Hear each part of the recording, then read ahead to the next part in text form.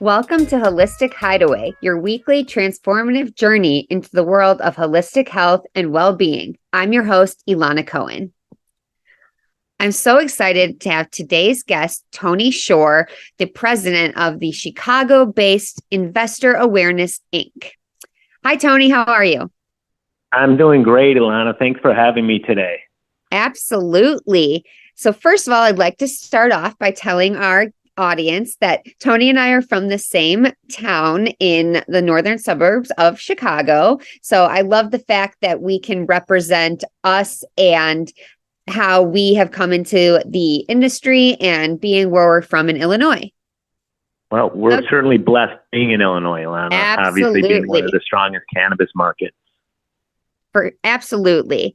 So, Tony, can you kind of tell us about your background of how you got into the industry and what you were doing before that? Thank you. The story is actually quite interesting in the sense that, well, I'm not saying that just because it's about me, of course, but rather it's a great example how people's lives can change after a career path for a long time. I've had a successful investor relations consulting firm for the past 29 plus years, and I've represented public companies of industries in every sector from healthcare to energy. And through that process, I decided to pivot away from that business little shy of 2 years ago and entered into the cannabis business marketplace, which is growing every day and was an exciting spot that I wanted to find myself in. The reason I got there was I was representing a publicly traded company in cannabis, a small California public company that needed help. And how they needed help was through expansion. They were looking to acquire other cannabis businesses. And through that relationship, I started to cultivate relationships across the country and realized this was my calling. So I pivoted my business into mergers and acquisitions in cannabis. Awesome. And you have been really busy moving the needle with a lot of exciting things lately. And I'd love to kind of touch on, getting your clients and how you acquire them, as well as the award-winning cannabis brands that you represent, from manufacturing and licensing and partnerships. You've got a whole lot on your skill set. Well, I'll tell you, it's an interesting time in cannabis. The cannabis companies are implementing strategies such as strategic alliances, partnerships, mergers, and acquisitions. Geographical expansion is happening every day as more and more states become legalized, both either medicinal or recreational. Services are being launched in different areas of cannabis, anything to maintain a competitive edge in the market. And that's where I come in, where I help play that integral role by assisting these companies towards their success by introducing them to assets that I represent across the country.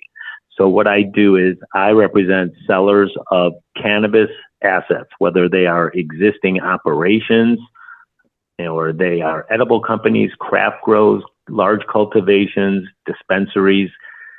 Oftentimes, the way that cannabis companies are growing is by acquiring already existing operations. So by finding those opportunities, I'm helping these companies grow every day.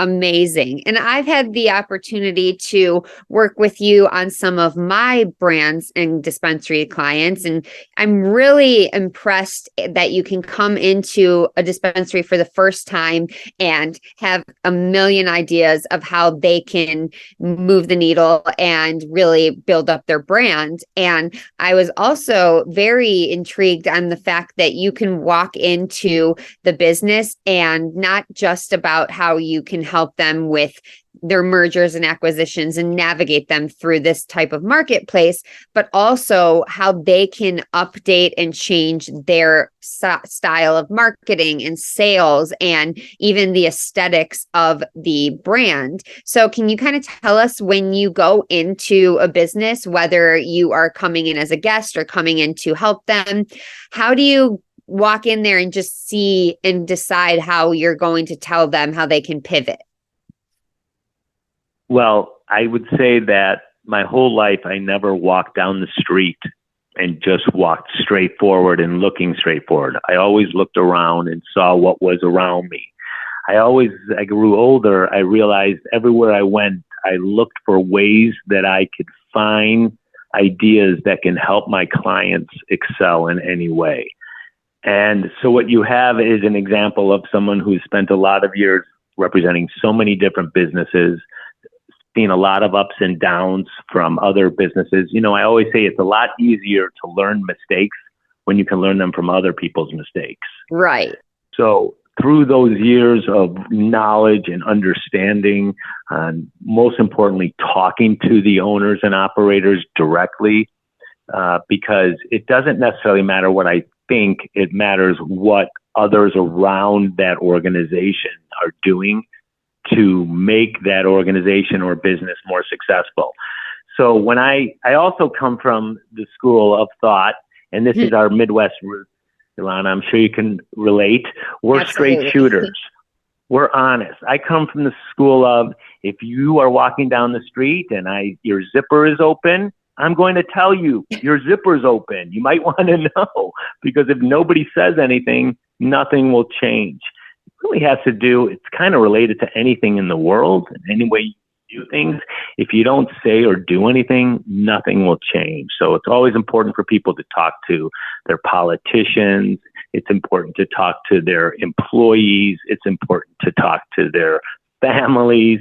Communications is so important. So to get to your original point, it's very important for me when I create a relationship with anybody in any business or in walk of life, for them to understand from the beginning that if I'm to provide them ideas and thoughts and strategies, that it's not because I have all the answers, but I have answers that are worthwhile for them to consider.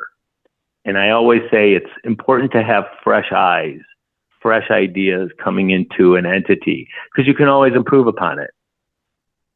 Absolutely. And I think that having fresh eyes when you go in there, you are not a part of the brand or their inside company. So you can come in and talk about what you see. And, you know, like you said, you are very honest and straightforward. And I think that's something that we need in the industry and need more of it, because constructive criticism in any sort of walk of life is a great way to grow a business. So you are doing such great work. And let's talk about all the exciting things that have happened with you recently, like you became the chairman of the advisory committee of the Cannabis Hall of Fame, and congratulations.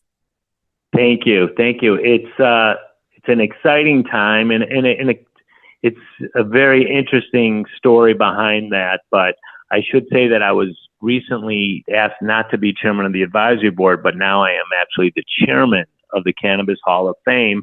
And that only came as a result of a sad point that the founder, as Vincent Normand, passed away 3 weeks ago. And Vincent had asked me to be the chairman of his advisory board. And due to his recent death, I was asked by his family to take on the role of carrying forward his dreams. And we look forward to doing such. Let me tell you a little bit more about it, if I may. Yes, please do. The Cannabis Hall of Fame is going to be housed in one of the most exciting exhibition touring destinations in Las Vegas. If any of your listeners have been to Planet 13 in Las Vegas, they'll know that it's the largest dispensary in the country. It's one that attracts over 100,000 visitors a month. That's every month, 100,000 cannabis visitors to this dispensary. It's a mecca of a dispensary, and they are building a 13,000 square foot large scale immersive cannabis experience right at the entrance. And it's called Cannabition. And this is going to be a space where visitors can come through interactive visuals. They'll be able to get glimpses of exhibits showcasing the legacy of cannabis, the cultures, the rich history, from artifacts to music to art and social reform issues.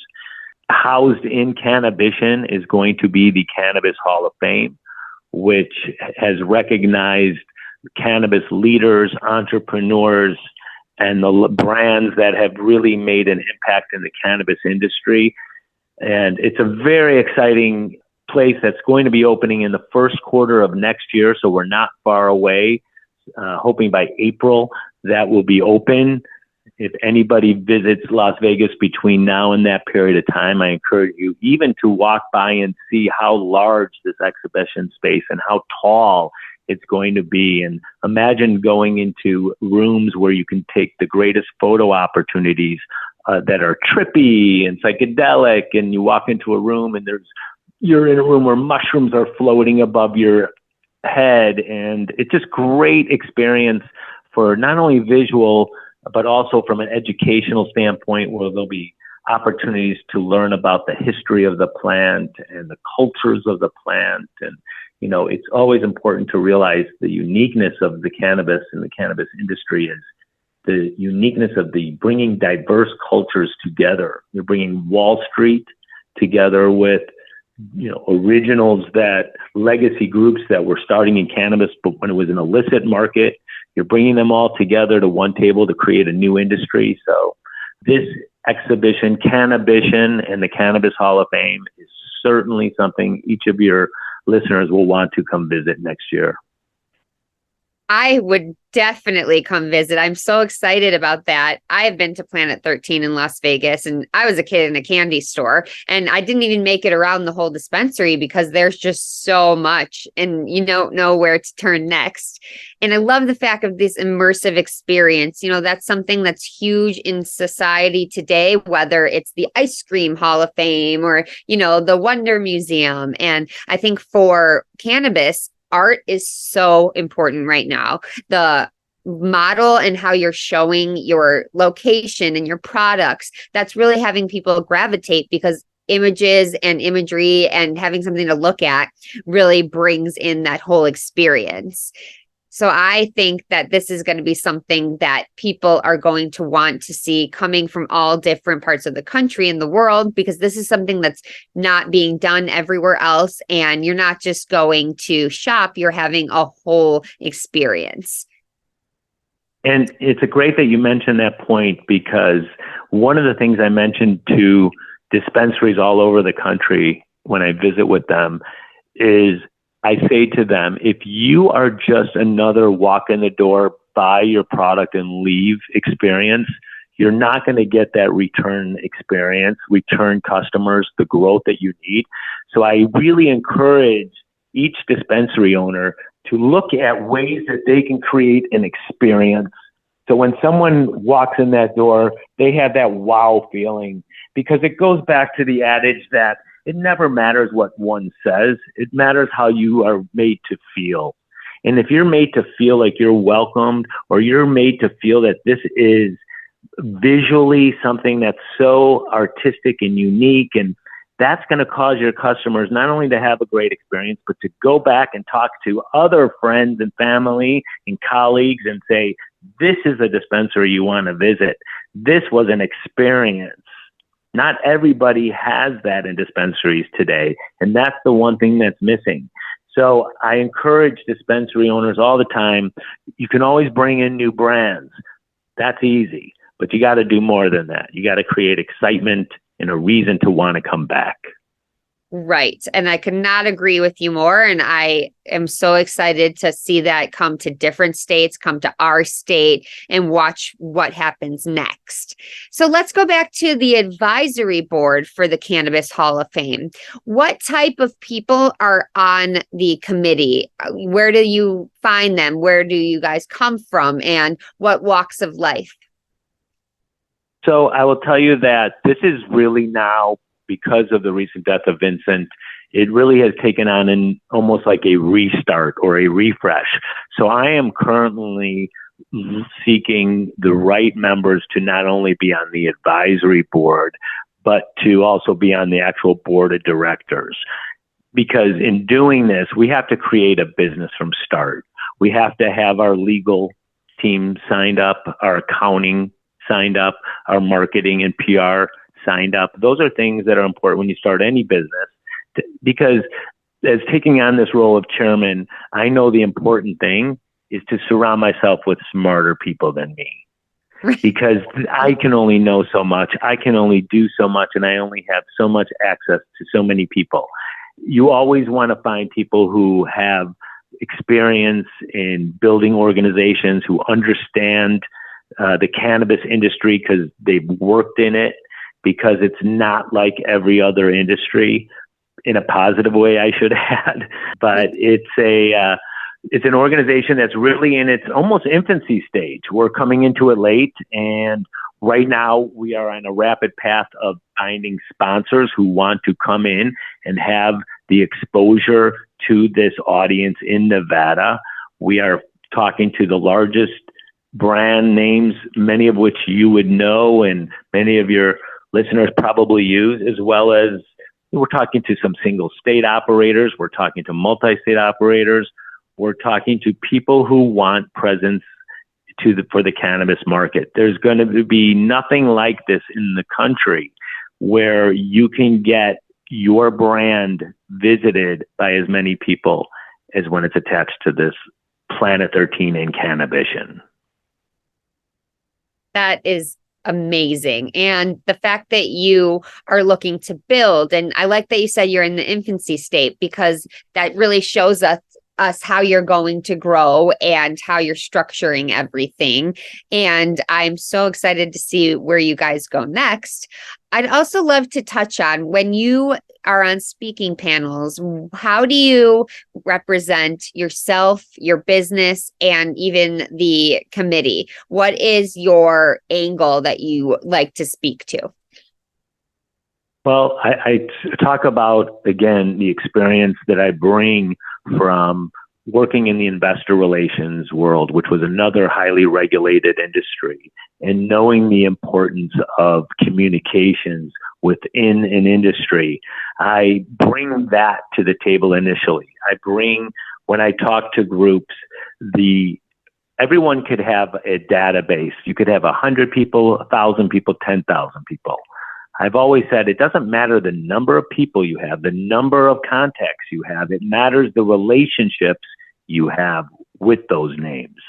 So I've always prided myself on relationships, because when I meet somebody, I always say to them, let's not make this just a one-off, friendly, nice to meet you, good luck in the future, but let's figure out a way to reconnect.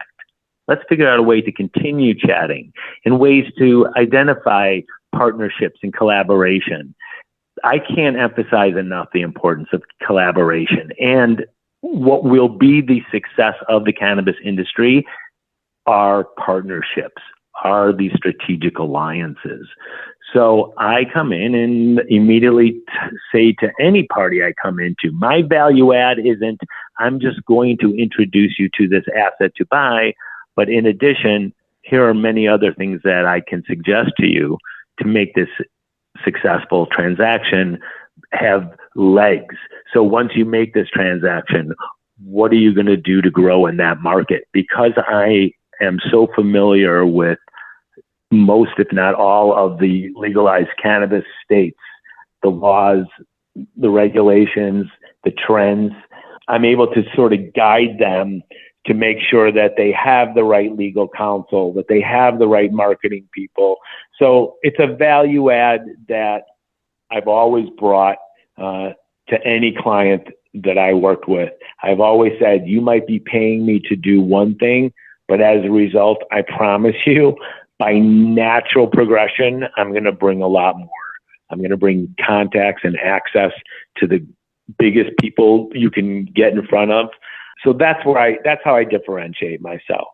But again, it goes back to collaboration. I've been very fortunate to find the right people to collaborate in cannabis. That's allowed my personal and business growth to succeed. Lovely. And we all have our own stories of how we came to the passion for the plant. And I'd love to hear how your cannabis journey started. Well, I would say I always say to people that I remember being high for my 8th grade constitution test, which I passed.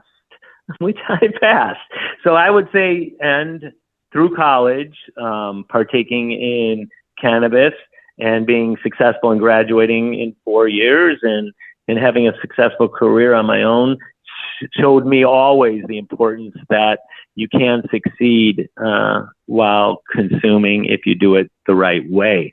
So with that being said, I've always had a belief in the plant from a medicinal standpoint. For me personally, I looked at it as a self-medication for someone who clearly would have been diagnosed with ADHD when they were younger, if that was even a thing when I was younger, but it wasn't. It was more of a, Tony, please sit down. Tony, why are you daydreaming? Tony, So I found that for me, cannabis really helped me calm down and sort of put me in place to allow me to focus that much more. So that's the sort of growth from a personal desire, and I've always believed in the plant. I never thought in my lifetime that cannabis would become legal. In fact, when I was in college at the University of Illinois, there was a very special day that happened once a year called Hash Wednesday. That's great. And Hash Wednesday actually started in 1977 at the University of Illinois, but prior to that, there were hash bashes at University of Michigan. It was a very big thing as a way to protest the legalization of cannabis. Of course, at the time it was legalization of weed or legalization of pot or legalization of marijuana. It was never cannabis. But so on this day at the University of Illinois, the campus allowed one day where everyone could sit in the quad. The quad is this beautiful area of grass in the middle of all the gorgeous architectural buildings where all the classes take place. And on one day, you were allowed to protest in a polite way, because as everyone knows, there are good and bad ways to protest, and this was a peaceful way. And not only were there hundreds of students out there, but there were thousands of students out there and professors and members of the local community of Champaign-Urbana. And what you found was a lot of people just smoking joints and bongs. In fact, I have a photograph of one of my close friends smoking a 10-foot bong on Hash Wednesday.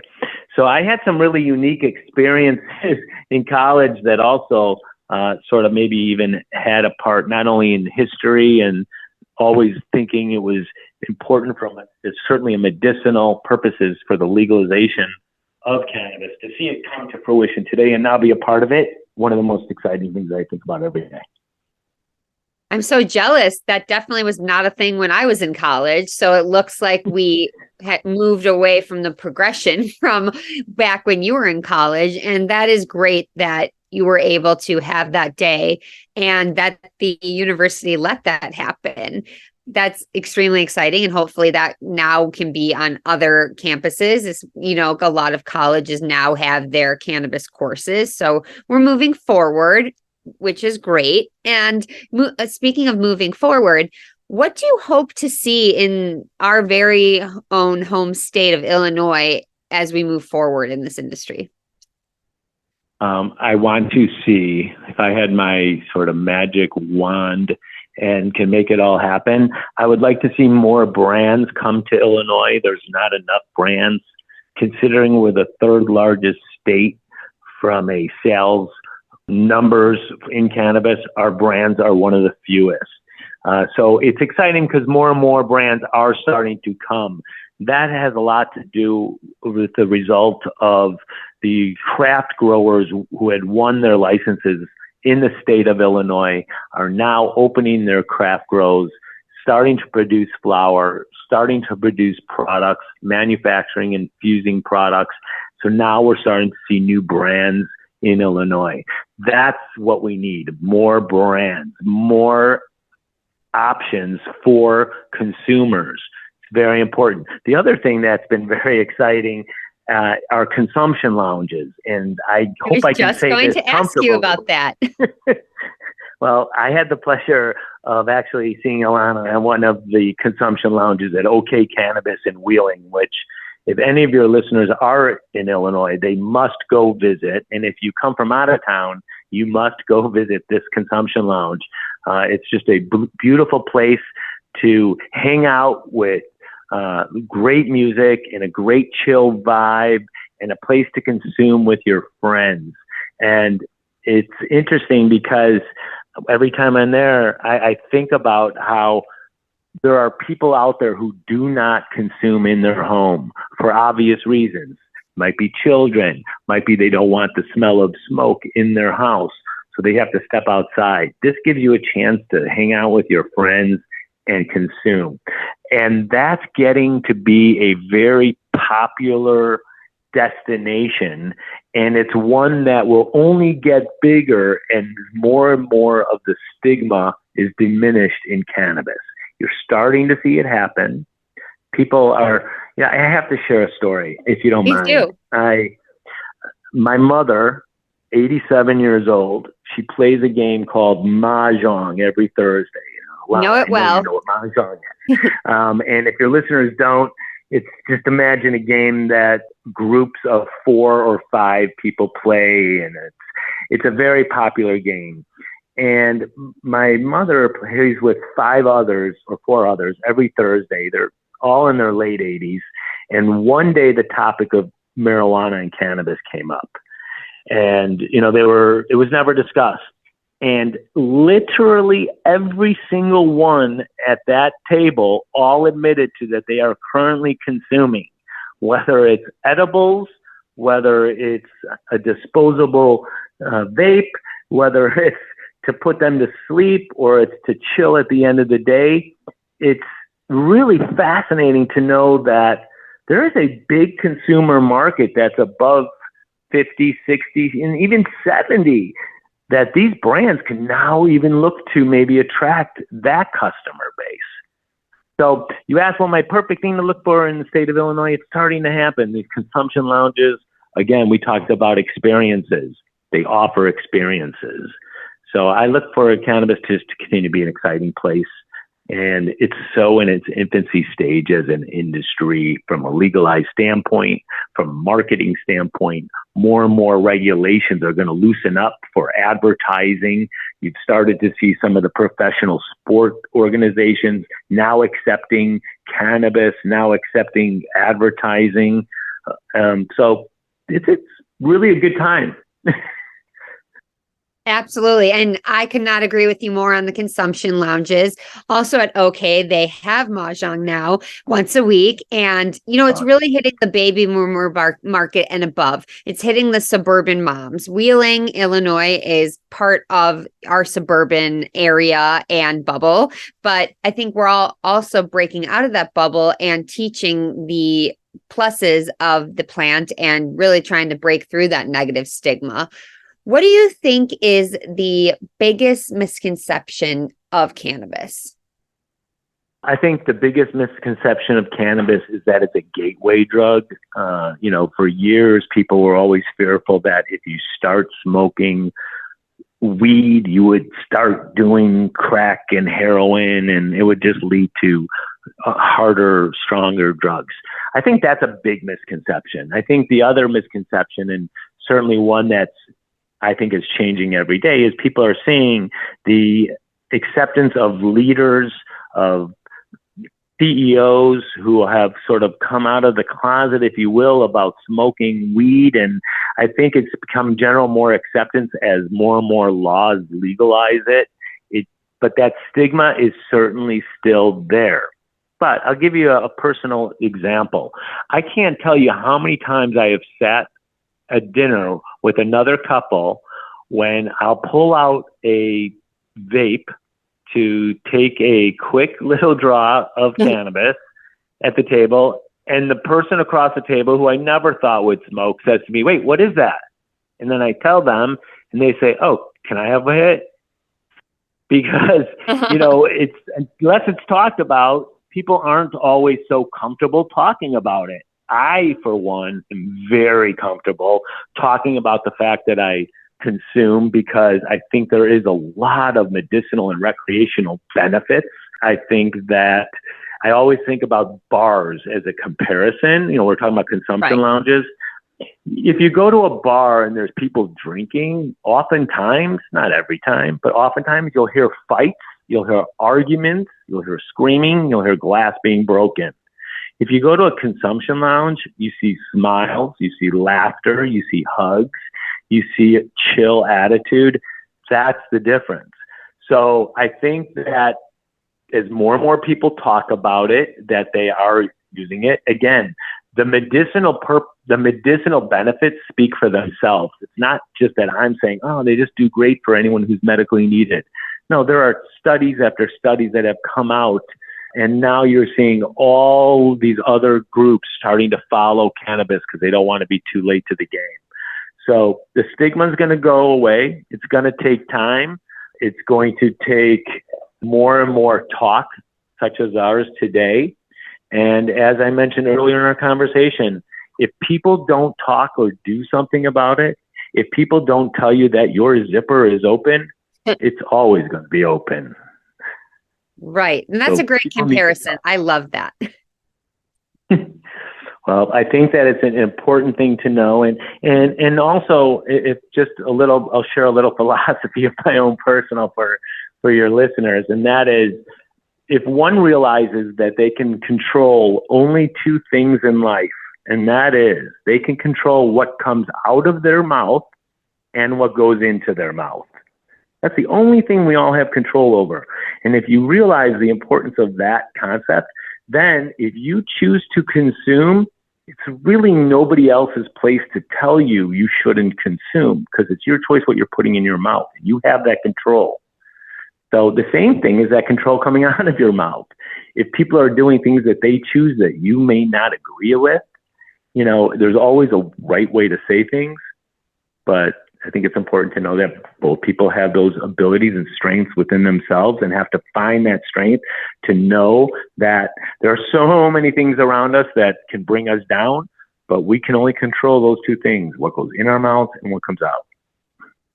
That is great. And I think that is a very important message, and so simple. Everything is so simple, but it's got to be spoken. It's got to be preached, and I think that, speaking of preaching and meeting people and networking, can you let us know where we can find you next?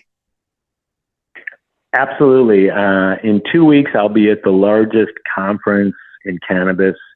It happens once a year, called MJ Biz, where I'll be meeting with clients as well as other cannabis leaders and professionals, talking about opportunities and networking with others who are, some of which are trying to get in for the first time into cannabis. So there's a lot of opportunities. That's where I'll be next. In April, I'll be at the next exciting Benzinga conference, which is being held in Miami. And Benzinga, if your listeners don't know, and it's actually one of the places Alana and I recently spent some time talking, they're one of the largest media companies in the world, especially when it comes to cannabis. They're the number one. They hold conferences twice a year, Miami and Chicago. Next one, April in Miami. That's where I'll be. Amazing. Yes, we did spend time together at Benzinga in Chicago, and we will be spending more time together at all of these other conferences, as well as hanging out in consumption lounges. And Tony, Great. Thank you so very much for being on the show today. It was an honor and a great conversation to learn about you and what you do in the industry. Thank you so much for your time, and for your listeners to take the time to listen. And I'm always available if anyone ever wants to reach out to me. Happy to help anybody grow in cannabis or personally, any day, anytime, especially to you, Lana. Thank you so much. Thank you. Thank you for joining us for this edition of Holistic Hideaway. You can download past episodes of our program by going to cannabisradio.com or the Cannabis Radio app for iTunes and Google Play, as well as subscribing to the show on Apple Podcasts, Google Podcasts, Amazon Music, and Spotify. Thanks for listening, and we'll talk to you next week.